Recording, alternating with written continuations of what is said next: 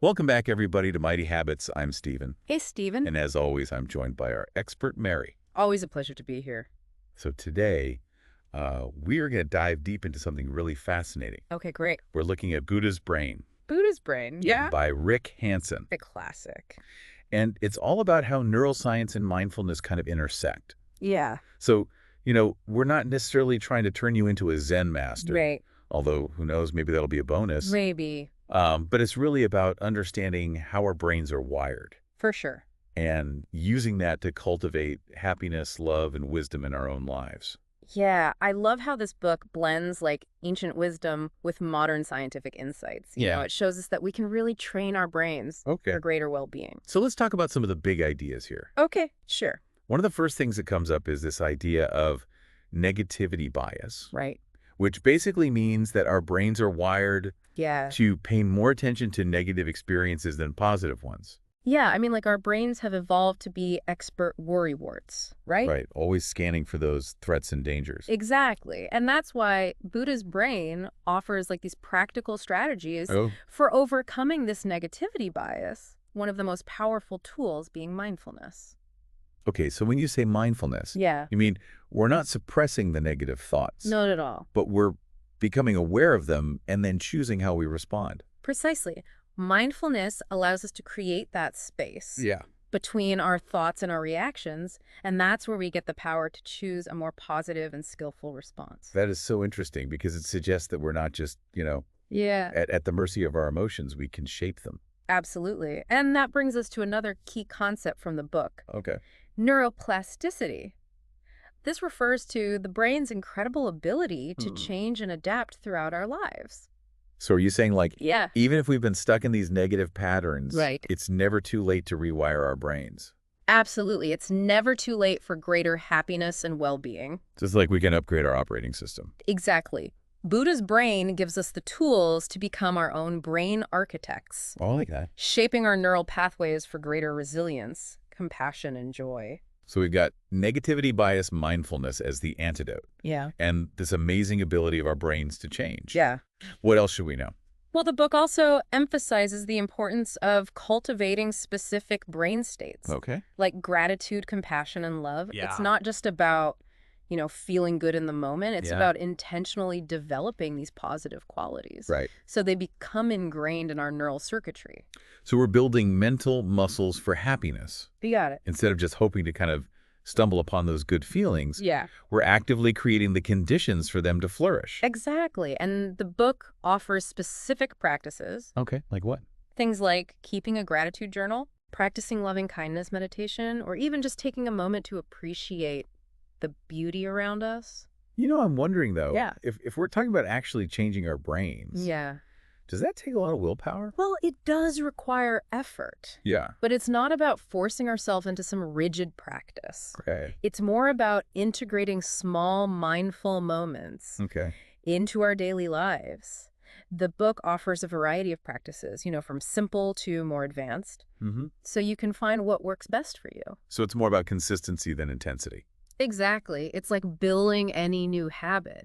It takes time and repetition, but the more we practice, the more natural and effortless it becomes. It's encouraging because I think sometimes you can get overwhelmed by the idea of making big changes. Yeah, I know what you mean. But if it's about taking these small, consistent steps, it feels a lot more manageable. It is. Buddha's Brain reminds us that even small shifts in our thoughts, feelings, and behaviors can have a ripple effect, leading to profound changes over time. That's like you're leveraging compound interest. Exactly. When it comes to personal growth. Absolutely. I love that analogy. I do too. It speaks to the idea that, we're all works in progress. We are. We don't have to be perfect to start making positive changes in our lives. That's so true.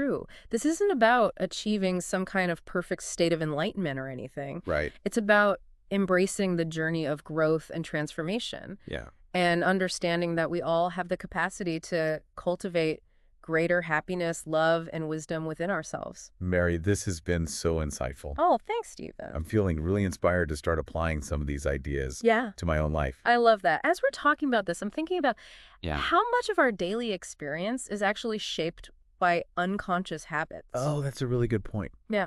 They're often running on autopilot, right? Just Yeah. reacting to situations in ways that we've learned over time, but haven't really examined. Exactly. And that's where Buddha's brain is so cool. Okay. It encourages us to become aware of those automatic reactions. Yeah. And consciously choose different responses.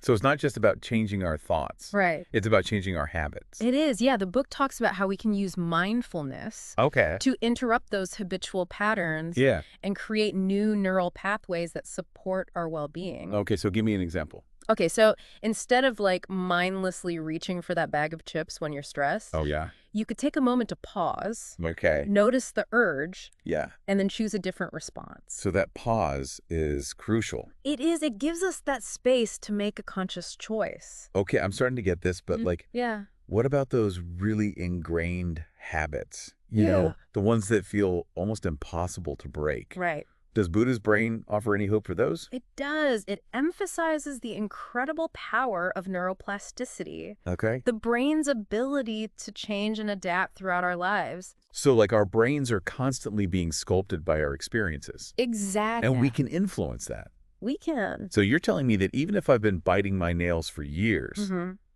I can still rewire my brain to stop. You can't. It takes effort and consistency. Yeah. But the book offers specific strategies for weakening those unwanted neural connections and strengthening the ones that support our goals. That is so encouraging. I think so. Because I think a lot of us, we get discouraged by those deep ingrained habits. Totally. We just feel like that's part of who we are. Yeah. Buddha's brain reminds us that we're not our habits. Okay. We are so much more than that. And we have the power to change, to evolve, to create new patterns that serve us better. Okay. So I have another question. Sure. A lot of self-help books, I feel like they focus on individual happiness, right? Yeah.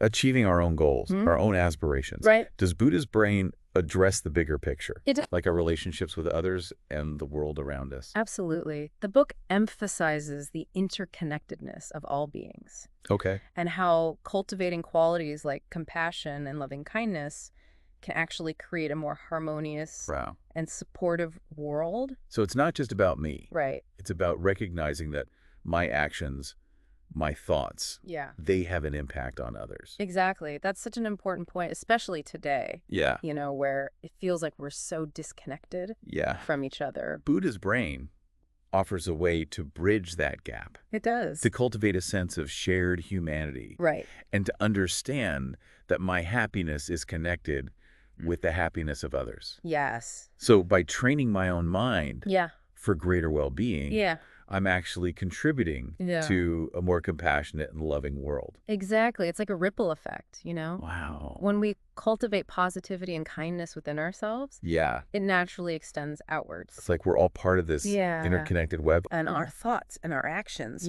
create these waves. They do. Of positivity or negativity that spread throughout the web. That's a beautiful way to put it. It speaks to the power that we each have to make a difference in the world. Yeah. Starting with our own minds. I love that. Mary, this has been such a fascinating conversation. Oh, thanks, Stephen. I feel like Buddha's brain has given us so much to think about. Yeah. And even more to put into practice. I agree.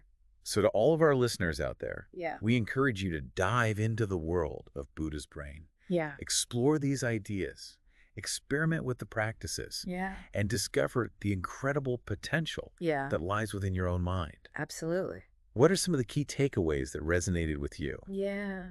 What qualities would you like to cultivate in your own Buddha brain? Share your thoughts with us on social media. We'd love to hear from you. We love connecting with our listeners. Yes, we do. And learning from your insights. Yeah. And remember, if you're feeling inspired to dive deeper into Buddha's brain, be sure to pick up a copy of the book. It's a journey of self-discovery that you won't want to miss. For those of you who are ready to continue exploring this fascinating intersection of neuroscience, mindfulness, and personal growth, stay tuned to Mighty Habits. We've got more enlightening episodes coming your way. Until next time, keep those minds curious, those habits mighty, and those hearts open to the transformative power of Buddha's brain. One thing that struck me as we were getting ready for this episode was just how accessible these ideas are. Oh, yeah, for sure. Buddha's brain isn't like some hidden text in a monastery, you know? Right. It's something that anybody can pick up and learn from. Yeah, and I think that really speaks to how universal the human experience is. Yeah. You know, we all want happiness and connection and meaning. Yeah. And this book, it gives us like a roadmap for actually cultivating those things. Yeah, and it doesn't matter what your background is or what you believe. Exactly. It's like taking these ancient wisdom traditions and translating them into a language that we can all understand. Yeah, it's using the language of science to show us how these practices work and how they can change our brains. So it's not just some, feel-good philosophy. Not at all. It's actually grounded in research. It's compelling because we're not talking about wishful thinking. Right. We're talking about proven methods to rewire our brains for well-being. Okay, but what about the skeptics? Yeah. What about the people who roll their eyes at the idea of rewiring their brains for happiness? Well, I think it's natural to be skeptical. Yeah. You know, we live in a world where there's so many quick fixes, promises of instant gratification. Yeah. But Buddha's brain isn't about that at all. Right. It's about a gradual, intentional process. Of transformation, you know? So it's not a magic pill. It's not. It's a journey. It's a journey. And it's worth taking. The rewards are huge. You know, it makes me think about Yeah. what this could mean for society as a whole. Right. Like, imagine if we could all Yeah. cultivate more compassion and empathy. Yeah, and understand. Understanding. It's a beautiful vision. It is. And I think it's a vision that this book encourages. Yeah. Because when we change ourselves, we change the world around us. So it's not just about personal growth. No. It's about creating this ripple effect of positivity. Out to our families, our communities, the world. Recognizing that we're all connected. We are. And that our actions can make a difference. Even the small ones. This has been such a great conversation, Mary. I agree. I feel like Buddha's brain has given us a lot to think about. It has. And even more to put into practice. Yeah, I hope our listeners feel the same way. So to all of our Mighty Habits listeners out there, we encourage you to check out Buddha's brain. Yeah. Explore these ideas, try the practices, and discover what's possible within your own mind. That's right. And as always, keep those minds curious, those habits mighty, and those hearts open to the power of self-discovery.